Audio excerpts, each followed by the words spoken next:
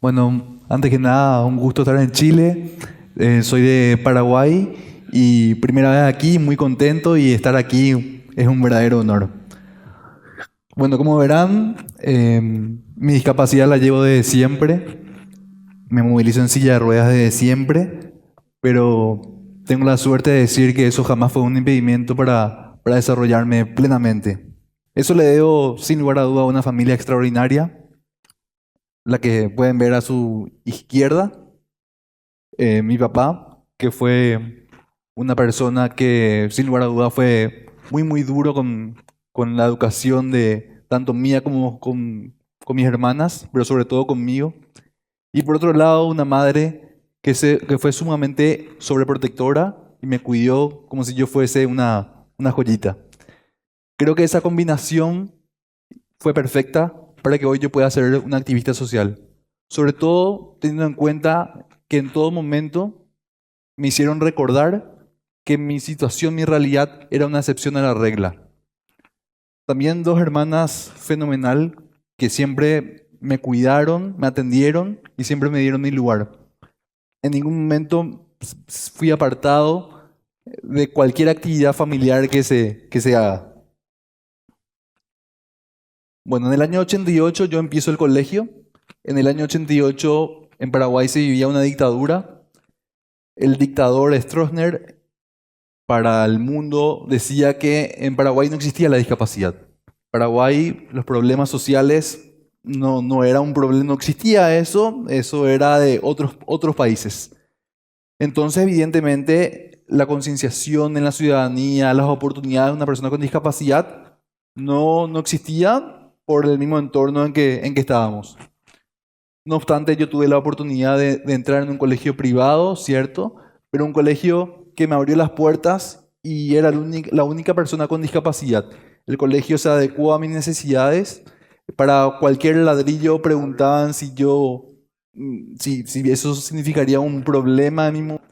Y la verdad que, bueno, ahí se generaron grandes lazos de amistades, aunque hay que reconocer que, sin lugar a duda, la inclusión se dio como lentamente, pero hoy son como mis hermanos y inclusive, no sé si los chilenos van a poder entender, ojalá que sí, pero el apodo que me pusieron mis compañeros fue Teo el Inmortal porque nunca va a estirar la pata. Probablemente si uno de ustedes me dicen eso, puedo ofenderme. Pero cuando hay un proceso de inclusión y ya hablamos de igual a igual, yo hacía los mismos chistes con ellos hacían otros chistes conmigo, o sea, es un espacio de inclusión plena. Termino el colegio, estaba preparándome para ingresar a la Facultad de Derecho, tenía mis dudas todavía si quería seguir o no esa carrera. Entonces, bueno, mi papá me dice, Teo, te invito a una conferencia sobre temas de educación. Quizás te interese. Bueno, me voy, estaba sin hacer nada, me voy. Realmente no estaba ni tanto prestando atención a lo que estaba sucediendo, hasta que en un momento una señora comienza a hablar de la cantidad de personas con discapacidad que logran terminar el colegio en el Paraguay. El número era básicamente el 0,0000001. O sea, sentía que era yo y yo en mi país el que tenía esa posibilidad. Bueno, ahí realmente, ahí cayó la ficha. O sea, recién ahí yo me daba cuenta de lo realmente afortunado que era en el entorno de mi país. Entonces, me acerco a la persona que estaba dando ese dato. Maldigo el día, no mentira. Pero realmente hay un antes y un después de ese momento porque soy consciente, salgo de esa burbuja de privilegios y me doy cuenta que tenía que hacer algo por mi entorno. Me acerco a esta persona, me voy involucrando cada vez al sector de la discapacidad. A su vez, esta persona me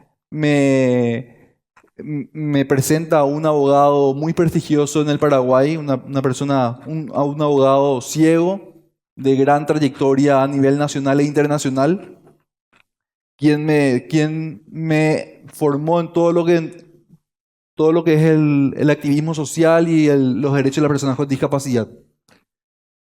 Estaba como a 2 días de mi último día de examen para recibirme de la Facultad de Derecho y me entero que muere esta persona. Muere porque le matan, fue asesinado. Realmente fue algo muy, muy, muy fuerte en mí, sobre todo la presión del sector de la discapacidad, porque de alguna u otra manera, como yo era tan cercano a él y tanto en común teníamos desde la carrera, desde la misma visión, y yo era de alguna u otra manera el aprendiz de él, me decían que yo tenía que seguir sus pasos. Realmente eso era imposible, o sea, se fue demasiado rápido mi maestro como para que yo pueda suplir una vacancia tan grande como la que él estaba dejando.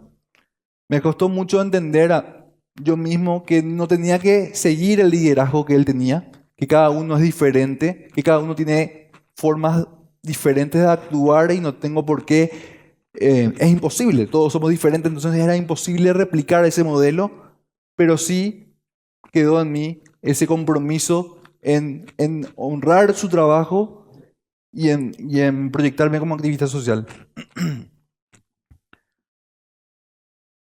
Tengo que reconocer que a pesar de ser un adolescente casi adulto, la sobreprotección de mi mamá estaba sumamente marcada.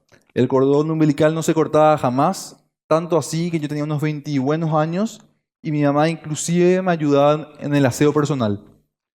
Mi papá, con lo duro que era, sufría horrores por esa situación. Yo la verdad que estaba muy cómodo porque, bueno, el mundo ideal es donde todo me hacían por mí, todo hacían por mí, no era nada incómodo. Entonces un día mi papá viene a la casa con un pasaje en mano y me dice, bueno, Teo, dentro de un mes te vas a Estados Unidos a estudiar inglés, te vas por 2 meses. Bueno, yo estaba convencido que iba a ir con mi mamá. Había sido que hasta inclusive mi mamá no estaba enterada de lo que estaba pasando ahí. Eh, Genera una discusión familiar, problemas en el matrimonio mismo, porque mi mamá no estaba de acuerdo con esa situación. Yo como que quería, pero tenía mucho miedo. De hecho, no sabía atar los cordones. Les juro que sé atar el cordón, aunque hoy no traje un zapato con cordón, pero después podemos hacer la prueba para ver que aprendí a hacerlo. Bueno, por suerte tomé la decisión de aceptar el desafío. Voy a Estados Unidos a estudiar inglés.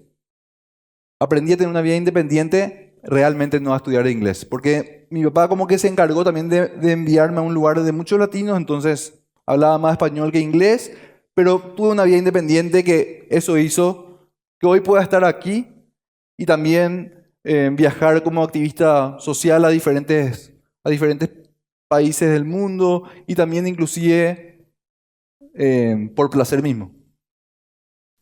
Bueno, cuando estaba en Estados Unidos, realmente me generaba muchas cosas. O sea, por un lado, qué facilidades había para tener una independencia total, porque el medio estaba adecuado a mis necesidades. Yo no necesitaba ayuda de absolutamente nadie porque yo podía hacer todo solo.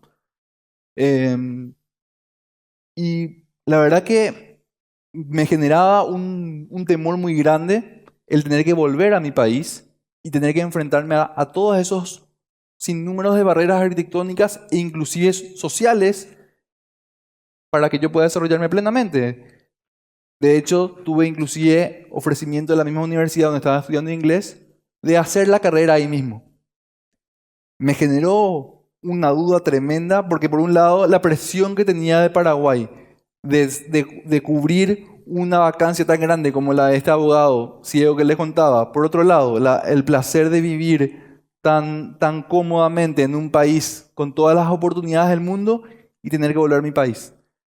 Por suerte, decidí volver con el compromiso de quedarme en mi país y luchar por los derechos de las personas con discapacidad.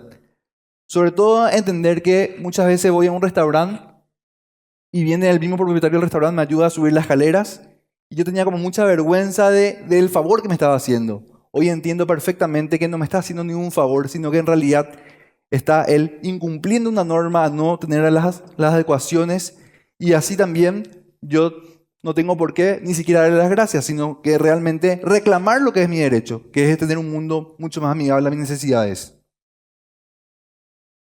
Entonces al volver Veo que estaba como solo y que sentía también que el liderazgo estaba, estaba en personas ya como mayores y yo era como muy joven y no sentía esa conexión entre los diferentes espacios.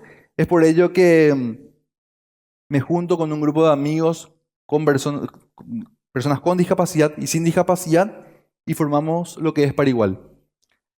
Parigual, ¿qué pretende hacer Parigual? Parigual, por un lado, pretende fortalecer el liderazgo de las personas con discapacidad. Muchas veces lo que me pasaba a mí, yo tenía vergüenza de pedir ayuda cuando en realidad ellos eran los que estaban faltando con un derecho adquirido.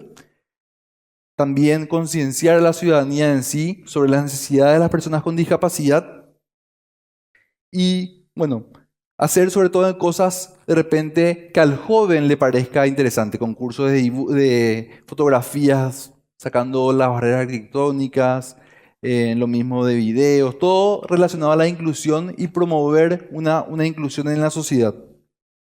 Bueno, también vemos como una excelente herramienta la inclusión deportiva de personas con discapacidad, como una herramienta de inclusión el deporte adaptado. Tuve la suerte de poder liderar un proceso, la primera disciplina deportiva para personas con discapacidad física. Tuve la suerte de liderar ese proceso y realmente muy interesante lo que sucede ahí, porque bueno, esta era a través de una fundación en realidad colombiana la que estaba liderando esto a nivel sudamericano. Yo era el encargado de la convocatoria y me decían los compañeros de Colombia, bueno, Teo, tenés que convocar a personas cuadriplégicas. Yo decía, bueno, son personas colombianas, ellos evidentemente manejan otro lenguaje, no están entendiendo lo que yo entiendo por personas cuadriplégicas, porque para mí las personas cuadriplégicas son aquellas personas que además de tener una movilidad reducida en sus piernas, también lo tienen en sus brazos. Yo veía los videos del rugby y decía, ¿cómo una persona en esas condiciones va a poder jugar un deporte tan rudo? Vienen los colombianos a dar como un seguimiento al proyecto, me preguntan por los deportistas que yo logré orgullosamente juntar, les presento y me dicen, Teo, absolutamente ninguna de estas personas que vos juntaste pueden jugar al deporte. ¿Cómo? O sea, ¿cómo eso?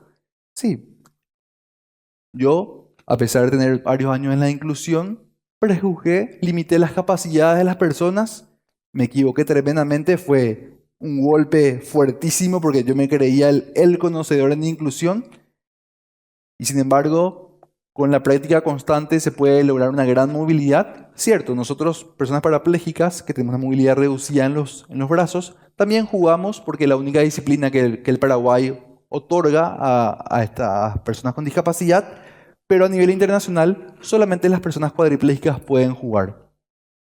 No seremos la mejor selección, pero podemos demostrar a mí mismo que los prejuicios deben ser rotos, que no debemos que limitar a las personas por su condición antes de conocerlas. Entonces, hoy estamos realmente creciendo bastante. Jugamos un clasificatorio para un paralímpico. Teníamos muchísima ilusión de poder llegar, pero el que nos sacó el sueño de llegar fue Chile. Pero bueno, todo bien, ya pasó. También estamos haciendo como una campaña para fomentar nuevas disciplinas, por eso es corramos como podamos hacia un deporte para todos. Queremos ser incluidos en todas las disciplinas deportivas, queremos hacer una presión social para que todos los espacios sean incluidas a personas con discapacidad. Ya.